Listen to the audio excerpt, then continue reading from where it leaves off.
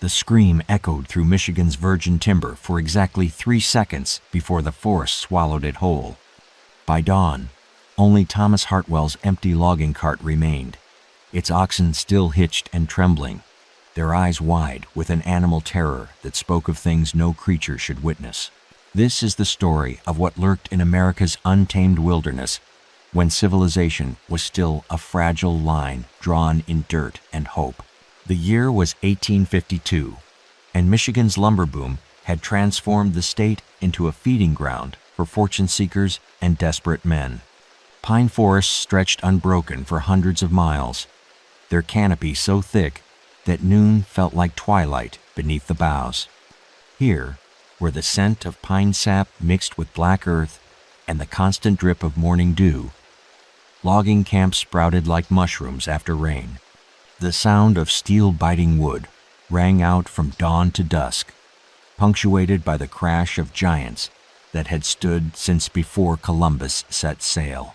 Thomas Hartwell ran supplies between these isolated camps, his cart loaded with salt, pork, flour, and whiskey, the holy trinity that kept lumberjacks alive through Michigan's brutal winters. He knew every trail, every creek crossing, every widowmaker hanging overhead. But on the morning of September 15th, 1852, Thomas never reached Camp 17. The oxen were found 3 miles outside Maple Ridge, still in their traces, their flanks slick with sweat and foam.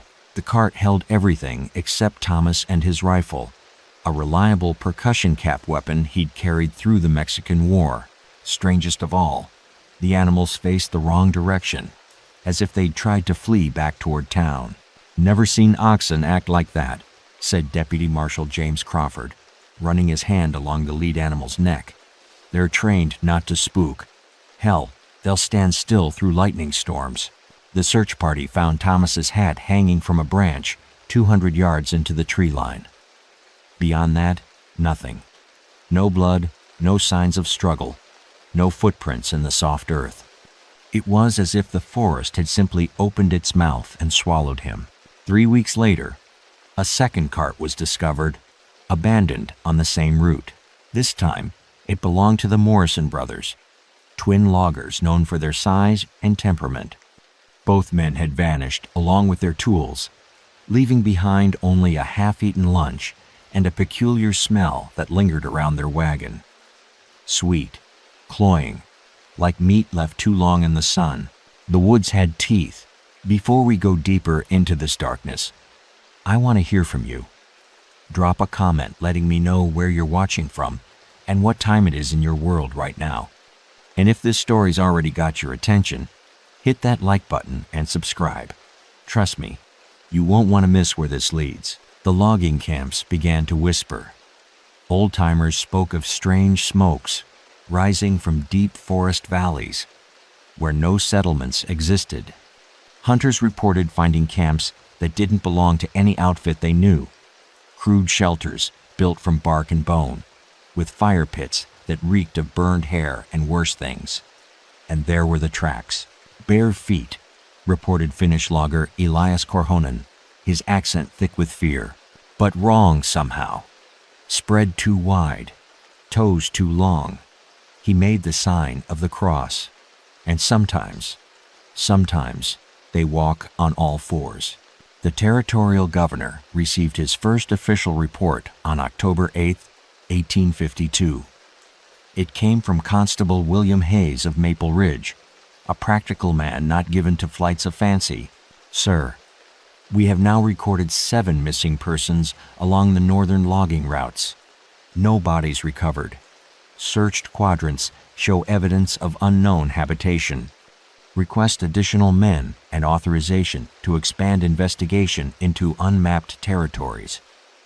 The situation is becoming untenable, but Hayes's request would never be fulfilled.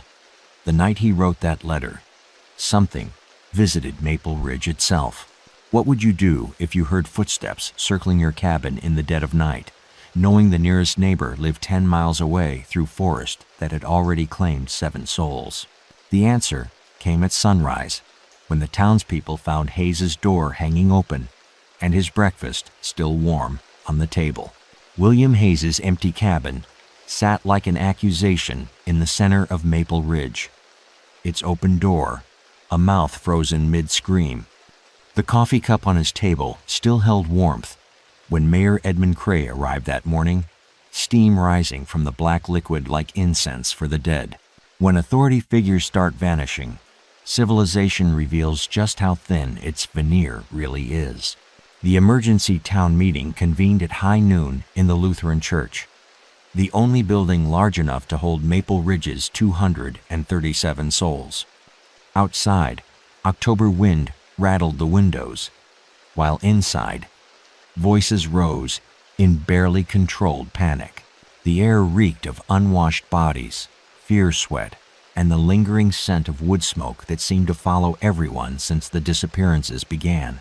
"We need to send word to Detroit," declared Margaret Olson, the schoolmarm whose sharp voice could silence a room of unruly children. "The territorial militia has Detroit's 4 days by horseback," interrupted Samuel Brennan, the blacksmith whose massive frame dwarfed the wooden pew. "How many more vanish while we wait for help that might never come?" Mayor Cray stood behind the makeshift podium, his normally commanding presence diminished by circumstances beyond his control. "We've had 8 confirmed disappearances in 6 weeks, the latest being our own constable. Whatever's out there." He paused, searching for words that might make sense of the senseless. "It's organized, it's patient, and it's getting bolder." The crowd murmured agreement, but beneath their voices lurked something else. The sound of people convincing themselves that talking about a problem was the same as solving it. Dr. Nathaniel Foster rose from the back pew, his medical bag clutched against his chest like armor. "I examined the Morrison camp before it was disturbed. Found something the search parties missed." He reached into his coat and produced a small object wrapped in linen. Carved bone, human, from the femur, sharpened to a point, and polished smooth. Foster unwrapped the crude implement, and the church fell silent.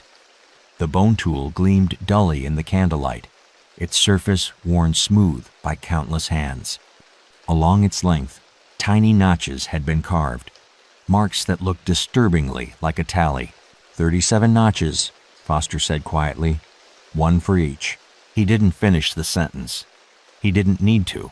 The wilderness keeps its own accounting. There's something else, Foster continued, his voice barely above a whisper. "I found bite marks on the trees around their camp, human bite marks." But the jaw structure. He shook his head. "It's wrong. Too wide. Teeth filed to points." Anna Korhonen, Elias's wife, stood abruptly. "My husband saw tracks, said they weren't natural. Maybe we should listen instead of sitting here like sheep waiting for slaughter." "And do what?" Mayor Cray demanded. "Mount an expedition into unmapped forest with farmers and shopkeepers? We're not soldiers, Anna. We're settlers, trying to build something decent out of wilderness." "Then we leave," she shot back. "Pack up and head south before whatever's hunting us decides to come calling at our doors." A heated argument erupted. Voices clashed over abandoning homes, protecting families, and whether they were dealing with wild men, escaped convicts, or something worse. But beneath the debate lay a darker truth that no one wanted to acknowledge. Some of them were already making lists of who they could afford to lose. The meeting dissolved into chaos until a new voice cut through the din, high, desperate, and coming from outside the church. "Help! Dear God! Someone help me!" The congregation rushed to the windows. A figure stumbled into the town square, clothes torn and bloody, barely able to stand. It was Jacob Winters, a trapper who'd vanished 3 weeks earlier along the northern route. He'd been presumed dead. Now he was back. Jacob collapsed in the muddy street, his body racked with shivers despite the mild October day. Mayor Cray and Dr. Foster reached him first, kneeling in the muck as the entire town pressed close. "Jacob, where have you been?" Cray asked. "What happened to you?" Winters looked up with eyes that had seen too much. His face was gaunt, cheekbones sharp beneath skin stretched tight. When he opened his mouth to speak, they saw that several of his teeth were missing. They kept me," he whispered. "Fed me things. Made me watch." His voice broke. "Oh God, the sounds they make when they're eating. The sounds." Dr. Foster examined Winters's wounds while the crowd waited in horrified silence. Bite marks covered his arms and shoulders. Human bite marks, but wrong somehow. Too deep, too precise. "Jacob," Foster said gently, "who kept you? Where?" Winters grabbed the doctor's coat with shaking hands. "Not who, what. They ain't people anymore. There's something else. Something that was people, once, maybe. But," he looked around at the circle of faces. "They're coming. Tonight.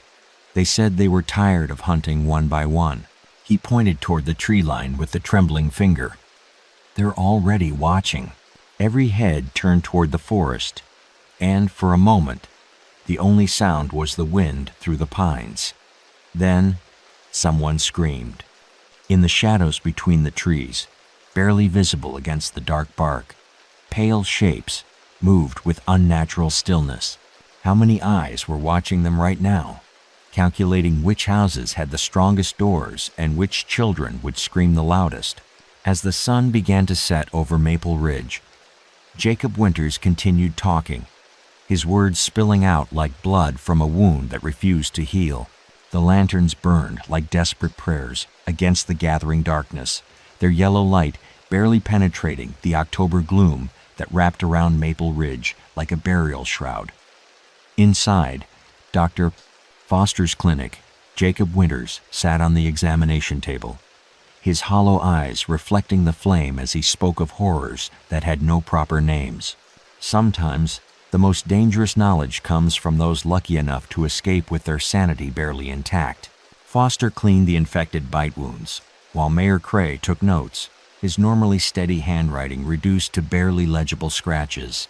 The smell of carbolic acid mixed with the sweet stench of infection that seemed to radiate from Winters's very pores. Outside, the sound of hammering echoed through the town as residents boarded windows and reinforced doors, futile gestures against what was coming. "Start from the beginning," Cray said, though his voice betrayed his reluctance to hear the truth. "What happened after you left town 3 weeks ago?" Winters stared at his hands, noting how his fingers had grown thin and pale during his captivity. "I was checking my trap line near Dead Man's Creek when something hit me from behind. Didn't see it coming, and I should have. Been trapping these woods since I was 12. He touched the back of his skull gingerly. "Woke up in a place that ain't on any map." Dr. Foster paused his ministrations. "What kind of place?" "A hollow. Deep in the forest where the trees grow so thick you can't see sky. They built. Shelters ain't the right word. Lairs, maybe. Made from logs and mud and," Winters's voice cracked, "and bones. Human bones woven through the walls like they were decorations." The scratching of Cray's pen stopped. How many of them were there? Hard to say. They moved different than people. Sometimes on 2 legs, sometimes 4. Seen maybe 8 or 10 distinct ones, but could have been more. Winters rolled up his torn sleeve, revealing a series of precise cuts along his forearm. They marked me. Each day, another cut. Like they were seasoning me. Foster's medical training warred with his human revulsion as he examined the wounds. Each cut was identical in depth and length, made with surgical precision. This wasn't random violence. This was methodical. "They've been watching the town for months," Winters continued. "Got a system worked out. They know who travels alone, which routes see the least traffic, what time the logging crews change shifts." He looked directly at Cray. "They know you, Edmund. Know your wife's name. Know she waters her garden every morning at 8. The mayor's face went ashen. "What do they want?" "Same thing any predator wants. Food, territory. But there's more." Winters stood and walked to the window, peering through the gap in the hastily installed boards. "They told me things, in their own way. They can speak, after a fashion. broken words, mixed with sounds that ain't human anymore. They hunger for more than flesh. They weren't always like this, Winters said quietly. Started as a family, loggers who came up from Ohio in '48 during the big boom. The Murdoch clan, father, mother, 3 sons, 2 daughters, got caught in the early blizzard that winter, the one that killed dozens of camps. Snowed in for 4 months with no supplies. Foster and Cray exchanged glances. They remembered that winter, 1848 to 49, when the snow fell for 6 straight weeks and the temperature never rose above 0.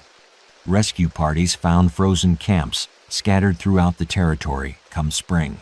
But the Murdochs didn't freeze, Winters continued. They found another way to survive. Started with the pack animals. Then, he swallowed hard. When you've crossed that line once, crossing it again gets easier. By spring, only 2 were left. The eldest son, Caleb, and his sister, Ruth. They'd consume the rest. Dear God, Foster whispered, but it changed them. Not just their minds, their bodies. Living on human flesh for months, never seeing sunlight, always cold. Something broke inside them that couldn't be fixed. When the thaw came, they didn't rejoin civilization. They went deeper into the woods and started hunting. Winters turned from the window, his face grave. That was 4 years ago. They've been adding to their numbers ever since. Taking people, keeping them alive long enough to, he shuddered, to make the change, breaking them down until there's nothing human left. Mayor Cray set down his pen with trembling hands. How did you escape? They were planning something special for tonight. Some kind of feast. Ruth, she's the smart one, the planner. She wanted fresh meat for the celebration. Sent the others out to hunt while she prepared me. Winters pulled aside his shirt collar, revealing deep puncture wounds around his throat. She started early, got careless. I managed to grab a burning branch from their fire and, his voice trailed off, but the implication hung heavy in the air. Outside, a dog began barking frantically, then abruptly stopped. The silence that followed felt pregnant with menace. They're already here, Winters whispered, backing away from the window. They can smell me. No, I'm talking. He grabbed Cray's arm with desperate strength. You have to understand, they don't just kill, they recruit. Anyone they take who's strong enough to survive the process becomes one of them. And tonight, a scraping sound echoed from the roof above, like claws dragging across wooden shingles. What do you do when the monsters you've heard about in whispered stories start walking across your roof while you sit trapped in the darkness below? The 3 men stood frozen as more sounds joined the first. Soft footfalls, low growling, and something that might have been laughter if laughter could sound hungry. The scraping stopped, replaced by a silence so complete it felt like the world holding its breath before a scream. Above them, something heavy settled against the clinic's roof, with the patience of a spider waiting for flies to tire themselves struggling. When predators coordinate their attacks, individual courage becomes a luxury no one can afford. Dr. Foster moved first, grabbing his medical bag and motioning the others toward the back room where he kept his surgical instruments. The floorboards creaked under their weight, each sound magnified in the oppressive quiet. Outside, Maple Ridge had gone unnaturally still. No dogs barking, no voices calling across yards, no children playing in the streets despite the early evening hour. The back door, Foster whispered, leading them through his cramped storage room. The smell of antiseptic and dried herbs couldn't mask the metallic scent that seemed to seep through the walls themselves. It opens onto the alley behind Brennan's smithy. Mayor Cray clutched his notes against his chest like a shield. We need to warn the others. With what? Winters hissed. Ring the church bell and bring them all running toward us? These things hunt in packs, Edmund. They've probably surrounded the whole damn town by now. A soft scratching resumed overhead, moving from the front of the building toward the back with deliberate purpose. Whatever was up there had heard their whispered conversation, and was following their movement room by room. Foster reached for the back door handle, then froze. Through the narrow window beside the door, a pale face stared back at them. The features were human in shape, but wrong in proportion. Jaw too wide, eye sockets too deep, and when it smiled, filed teeth gleamed in the lamplight like broken glass. The thing on the other side of the glass raised one finger to its lips in a mockery of silence, then pointed toward the front of the building. As if responding to a signal, heavy footsteps thudded across the roof, and the front door exploded inward with a crash that shook the entire structure. They hunt like wolves.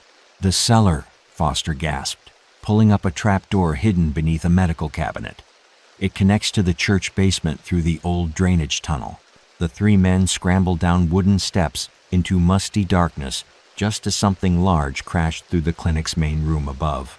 Glass shattered, furniture splintered, and underneath it all came a sound that chilled them to the bone.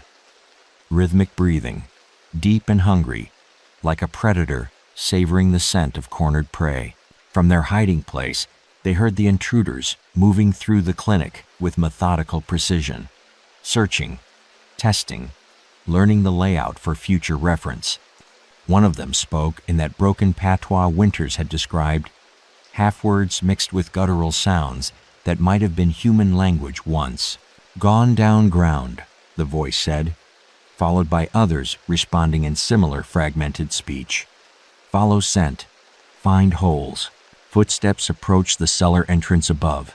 Mayor Cray fumbled for his pocket watch in the darkness, the tick seeming loud as gunshots. 10:47 p.m. on October 22nd, 1852. The exact moment, he realized with bitter clarity, when civilization in Maple Ridge officially ended.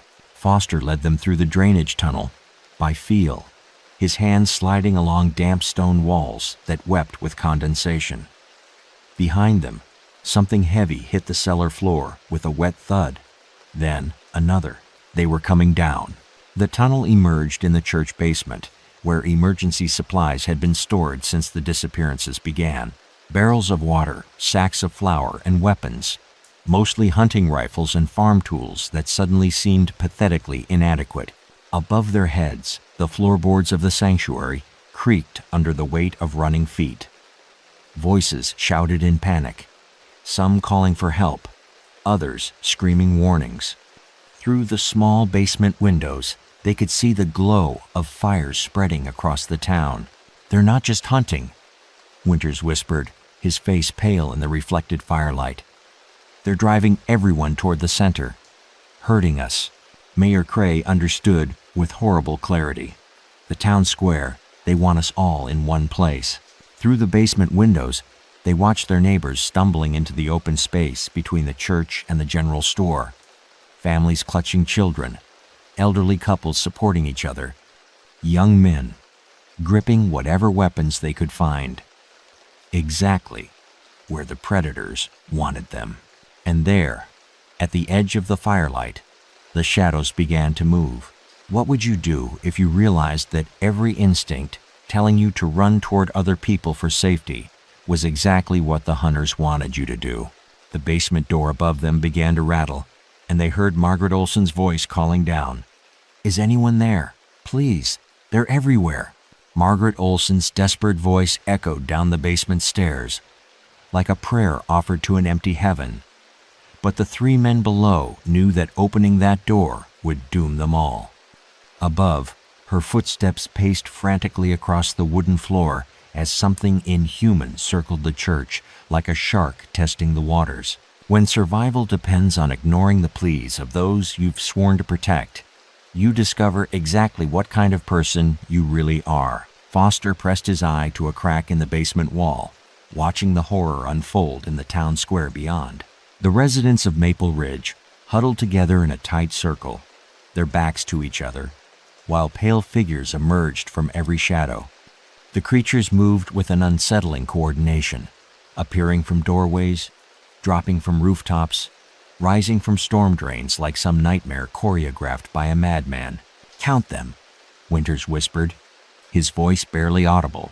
Foster's lips moved silently as he tracked each figure. 12, maybe 14. Hard to tell when they keep to the shadows. Above them, Margaret's pleas grew more frantic. "Please, my children are out there. Sarah's only 6 years old." Mayor Cray closed his eyes, his face a map of anguish. Every instinct screamed at him to help, but Winters grabbed his arm with iron fingers. "You open that door, we all die," the trapper hissed. And then, who warns the outside world what happened here? Through the crack, Foster watched the creature's leader emerge into the firelight. The thing that had once been Ruth Murdoch stood nearly 7 feet tall, her limbs elongated beyond human proportion. Strips of clothing and metal hung from her frame like primitive jewelry, and when she opened her mouth to speak, her voice carried across the square with unnatural clarity. "Good people of Maple Ridge," she called, the words twisted by a throat that had forgotten how to form them properly. "You have been kind hosts, fed us well these past months." The townspeople pressed closer together, parents shielding children, husbands stepping in front of wives. Samuel Brennan raised his rifle, but his hands shook so violently, the barrel wavered like a compass needle, seeking true north. "We come now to reciprocate," Ruth continued, her head tilting at an impossible angle. "Invitation to feast, to join family, to stop being separate." Dr. Foster felt his medical mind cataloging details even as his human soul recoiled. The creature's joints bent wrong, her fingers were too long, and the way she moved suggested bones that had been broken and reset incorrectly, or perhaps willfully reshaped, something worse than death. "How many of us have you taken?" shouted Anna Korhonen from the crowd, her Finnish accent thick with rage and terror. Ruth's laugh sounded like wind through a graveyard. "All necessary, all willing, eventually. Pain teaches flexibility." The other creatures began to circle closer, and Foster noticed their method. They moved in pairs, one high and one low, cutting off escape routes while maintaining perfect spacing. Pack hunters who had learned their trade through practice on human prey. Above them, Margaret's voice had gone quiet. Foster held his breath, listening. Had she moved away from the door, or had something else silenced her? His question was answered when drops of blood began to seep through the floorboards directly overhead. "Oh, Christ," Mayor Cray whispered. The drops came faster now, forming a small puddle on the basement floor. Whatever had happened to Margaret Olson, it had been quick and efficient. No screaming, no struggle. Just the soft thud of something heavy hitting the sanctuary floor. In the square, Ruth raised one elongated arm, and the circling stopped. Who will be first to accept invitation? Who will step forward and embrace change? The crowd remained frozen until a small voice piped up from the center. "I will." A collective gasp arose as young Timothy Morrison, no relation to the vanished brothers, stepped out of the protective circle. The 12-year-old boy walked toward Ruth with the mechanical gait of sleepwalking, his eyes fixed on something no one else could see. "Timothy, no!" his mother screamed, lunging after him, but strong hands held her back. Ruth knelt to the boy's level, her movements predatory yet strangely gentle. "Brave child, you understand. Necessity." Foster watched in horror as the boy nodded, his face blank with a strange serenity. "It's better this way. Better than waiting. The fear goes away once you stop fighting." How do children know things that adults refuse to acknowledge? How do they sense when resistance has become futile? Ruth placed her oversized hand on Timothy's shoulder, and the boy smiled, not with joy, but with the terrible relief of someone who had finally stopped running from the inevitable. "Take them all," Ruth said to her pack, her voice carrying the authority of absolute command. "But remember, we need some intact. Fresh blood strengthens the family." The attack began at exactly 11:23 p.m., October 22nd, 1852, and from their basement hiding place, the 3 survivors could only listen as Maple Ridge died above them in a symphony of screams that would echo in their dreams for whatever remained of their lives. The screaming lasted exactly 17 minutes before giving way to sounds far worse than human agony, the wet efficiency of predators at work, and the occasional sob of someone discovering what they were capable of becoming. From the basement, the 3 survivors pressed their faces against the crack in the foundation, witnessing civilization's end through a gap no wider than a man's thumb. Sometimes bearing witness becomes the heaviest burden of all, because someone must live to remember what others died to forget. Dr. Foster's hands shook as he documented what he saw in his medical notebook, his physician's training compelling him to record details even as his humanity recoiled. The creatures worked with surgical precision, separating the townspeople into 3 distinct groups. The elderly and infirm were dispatched quickly, mercy killings that spoke to some vestige of their former humanity. The strong and healthy were bound with rope woven from human hair and dragged toward the forest. But it was the 3rd group that made Foster's blood freeze. The children were left untouched, sitting in a perfect circle in the town square's center, their eyes vacant and staring, not dead, not harmed, but changed. When Ruth Murdoch approached them, they turned their heads in unison, following her movement like flowers tracking the sun. "The young adapt faster," Winters whispered, his voice hollow with recognition. "Saw it in their camp.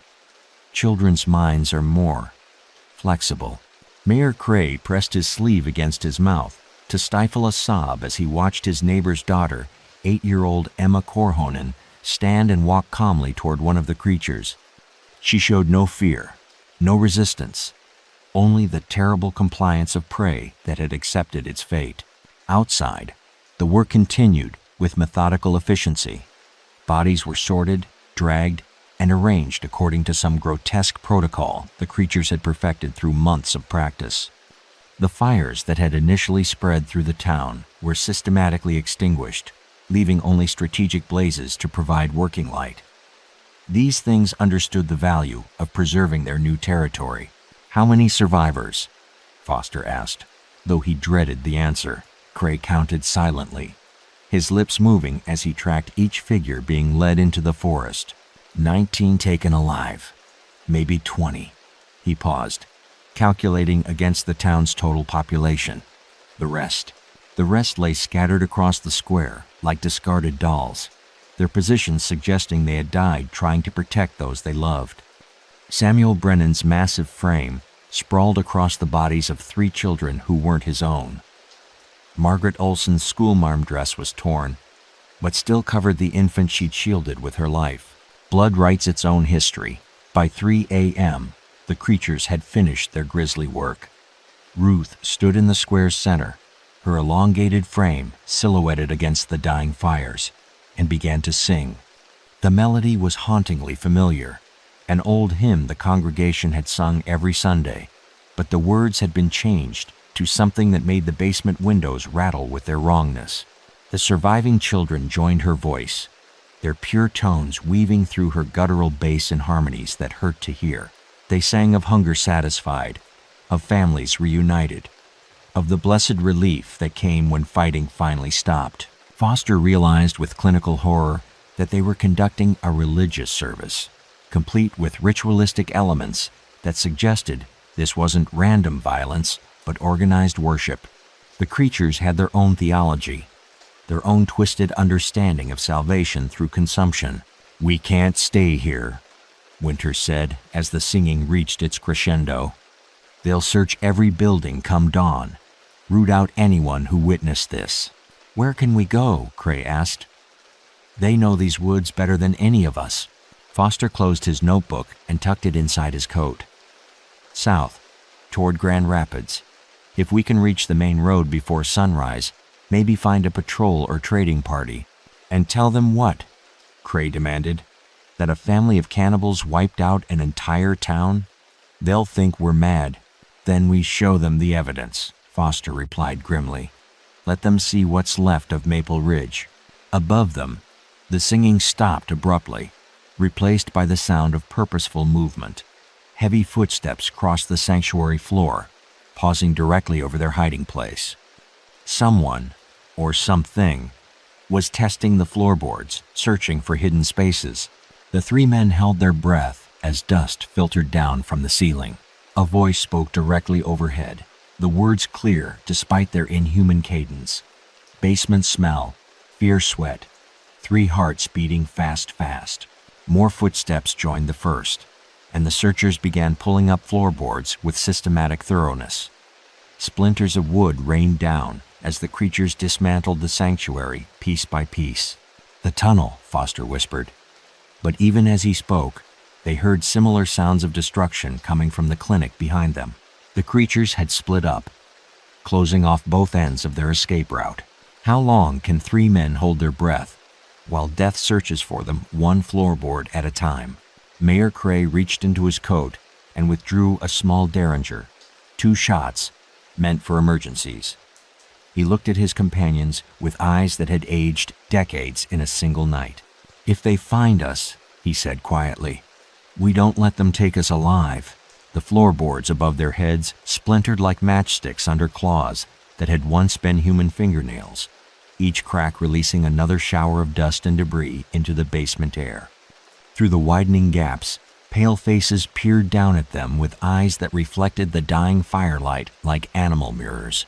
3 shots from a derringer against creatures that had already proven bullets barely slowed them down. The mathematics of desperation never work in favor of the desperate. Dr. Foster pressed himself against the stone foundation wall, feeling along its surface for any irregularity that might indicate another hidden passage. His medical bag lay forgotten beside him, its contents useless against predators that had evolved beyond the reach of conventional healing. Behind him, Mayor Cray held a small pistol with both hands, his finger trembling on the trigger as more boards were torn away above. "There," Winters whispered, pointing toward a section of wall where the mortar had crumbled away. "Drainage pipe. Leads under the street to the creek." The opening was barely 18 inches across, a tight fit for grown men, but their only option as the ceiling continued to disintegrate above them. Foster squeezed through first, his coat catching on rough stone edges as he wriggled into the narrow tunnel. The smell of stagnant water and decomposing leaves filled his nostrils, but underneath it lurked something else, the sweet corruption of flesh left too long in damp places. Mayor Cray followed, his larger frame scraping against the pipe walls with sounds that seemed impossibly loud in the confined space. Behind them, something heavy dropped through the destroyed ceiling into the basement, followed by a voice that had once belonged to Ruth Murdoch. Tunnel rats, running in holes, like proper prey. The creatures knew about their escape route. Winters brought up the rear, his trapper's instincts, keeping him oriented, even in the absolute darkness of the drainage system. Water sloshed around their elbows and knees as they crawled, the current growing stronger as they approached the creek. Behind them, scraping sounds echoed through the pipe, pursuit gaining ground with every passing second. "They're smaller than us," Winters gasped between breaths. "Move faster in tight spaces, 4 legs instead of 2. Foster felt the tunnel begin to slope downward and heard the rush of running water ahead. The creek was close, but so were their hunters.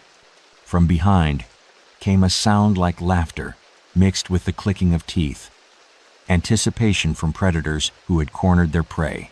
The pipe opened onto Willow Creek's muddy bank just as the first pale hand emerged from the tunnel behind them.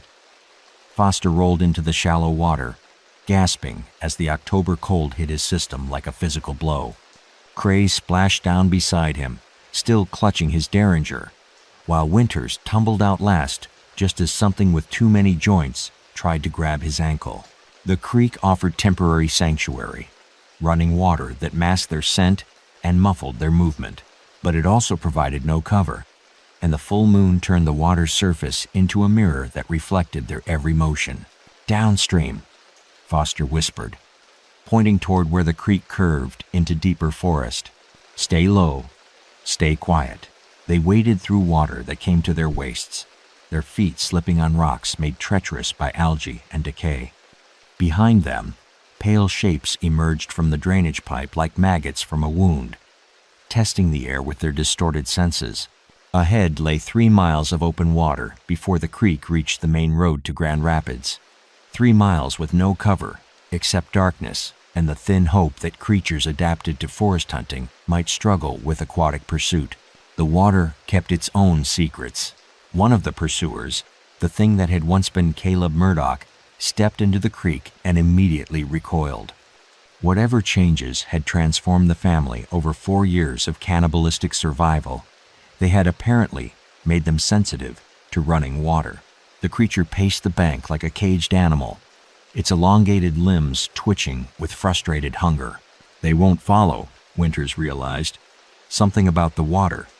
But even as he spoke, Ruth's voice carried across the night with terrifying clarity. No matter. Morning comes. Water ends. Road brings others. We feast again. The creatures melted back into the forest with the same coordinated efficiency they had shown during the attack, leaving the 3 survivors alone in the creek with a horrifying realization. Their escape hadn't thwarted the creatures' plans. It had simply delayed them until the next group of travelers came through. Foster pulled his waterlogged notebook from his coat, praying the ink hadn't run completely. Someone had to warn the outside world, had to document what Maple Ridge had become. The territorial authorities needed to know that the northern logging routes were now hunting grounds for something that defied classification. How many other towns? Cray asked as they continued downstream. How many other places where travelers just disappear? The question hung in the air like smoke from a distant fire, impossible to ignore and terrible to contemplate. What do you do when you realize the monsters aren't an isolated threat, but part of a pattern that stretches across the entire frontier? By dawn, they would reach the main road, and the real horror would begin. Convincing civilized people that civilization itself had boundaries, and that something waited in the spaces between settlements, growing stronger with every soul it claimed. The morning sun found 3 broken men stumbling onto the Grand Rapids Road, their clothes still dripping creek water, and their eyes carrying the hollow stare of those who had witnessed the end of the world. A mail coach bound for Detroit pulled to a halt, its driver taking one look at their condition before offering passage without question. The hardest part of surviving a nightmare is convincing others that it wasn't just a dream. Dr. Foster clutched his waterlogged notebook like a sacred text, its pages filled with observations that no medical school had prepared him to document. Mayor Cray sat silent for the entire journey, his derringer still loaded, his finger never leaving the trigger guard. Winters stared out the coach window at every stand of trees they passed, searching shadows for pale shapes that moved wrong. At the territorial capital in Detroit, they were ushered into the office of Governor Robert McClelland, a practical politician who had built his career on managing lumber disputes and Indian treaties. The mahogany-paneled office smelled of cigars and leather-bound law books, the comforting sense of civilization that felt impossibly distant after their ordeal. "Gentlemen," McClelland said, settling behind his massive desk, "I understand you've experienced some difficulties in the Northern Territories." Foster opened his notebook with trembling hands. "Governor, we need to dispatch military units immediately. The entire settlement of Maple Ridge has been—" He paused, searching for words that might convey the impossible. "Consumed by creatures that were once human." McClelland's expression shifted from polite attention to professional skepticism. "Consumed, you say? By Indians, perhaps? We've had reports of raids." "Not Indians," Cray interrupted, his voice raw from the night screaming. "Something else. Something that hunts in organized packs and keeps trophies made from human bones." The governor's aide, a thin man named Hartwell, scribbled notes with obvious disbelief. Foster recognized the look, the same expression he'd worn when patients described symptoms that defied medical explanation. The comfortable dismissal of those who lived in the civilized world when confronted with truths that threatened their understanding. Winters leaned forward, his trapper's instincts reading the room's mood. "Send scouts if you don't believe us. Check the logging camps along the northern routes. Count how many drivers have gone missing in the past 6 months. McClellan consulted a leather-bound ledger. We have recorded several disappearances, yes, but the Northern Territories are dangerous, gentlemen. Wild animals, harsh weather, difficult terrain, not animals, Foster said quietly. The Murdoch family, loggers from Ohio, who went missing in the winter of '48. They didn't die. They adapted. And now they're teaching others to do the same. The truth seeks its own level. The meeting continued for 2 hours, with the survivors providing every detail they could remember. Names, dates, physical descriptions, behavioral patterns, a complete intelligence report on predators that had learned to hunt human prey with scientific precision. But with each passing minute, they watched belief drain from their listeners' faces like water through a broken dam. "We'll send a patrol north to investigate," McClellan finally promised, though his tone suggested the expedition would be a formality. "In the meantime, I suggest you gentlemen seek medical attention. Trauma can affect perception." Foster wanted to rage, to grab the governor by his silk lapels and force him to see the truth. Instead, he closed his notebook and stood. "When your patrol doesn't return, Governor, remember this conversation." They left Detroit that afternoon, taking separate coaches to separate destinations. Foster headed east toward his brother's practice in Albany. Cray went south to his sister's farm in Ohio. Winters simply vanished into the wilderness, carrying his knowledge back to the deep woods where such truths were better understood. The patrol McClellan sent north consisted of 12 territorial militiamen, led by Captain James Morrison, no relation to the vanished brothers. They reached the outskirts of Maple Ridge on November 2nd, 1852, just as the first winter snows began to fall. None of them returned. A second expedition found the patrol's abandoned equipment scattered along the logging road, along with signs of struggle and strange tracks that led into the deep forest. The official report blamed hostile Indians and severe weather conditions, though several investigators privately noted the peculiar bite marks on the horses' bones. By spring of 1853, the northern logging routes were officially closed to civilian traffic. The territorial government cited ongoing security concerns, but never specified their nature. Maple Ridge was removed from all official maps, its existence erased as thoroughly as if it had never been. Dr. Foster spent his remaining years writing detailed accounts of what he had witnessed, sending copies to medical journals, government officials, and anyone who might listen. None were published. His colleagues diagnosed him with frontier dementia, a convenient label for knowledge that couldn't be accommodated. How many warnings go unheeded because the truth is too dangerous for civilized minds to accept? Foster died in 1867, still carrying Jacob Winters's bite scars, and still waking at night to the sound of children singing hymns with words that made windows rattle. His final letter, found on his desk after his death, contained a single line: "They are still hunting, and they are no longer alone." Even today, hunters in northern Michigan report finding camps deep in the forest, crude shelters built from bone and sinew, fire pits that reek of burned hair, and tracks that suggest human feet but bend in ways that human joints cannot accommodate. We're only scratching the surface. The next case is even darker. Subscribe before it drops.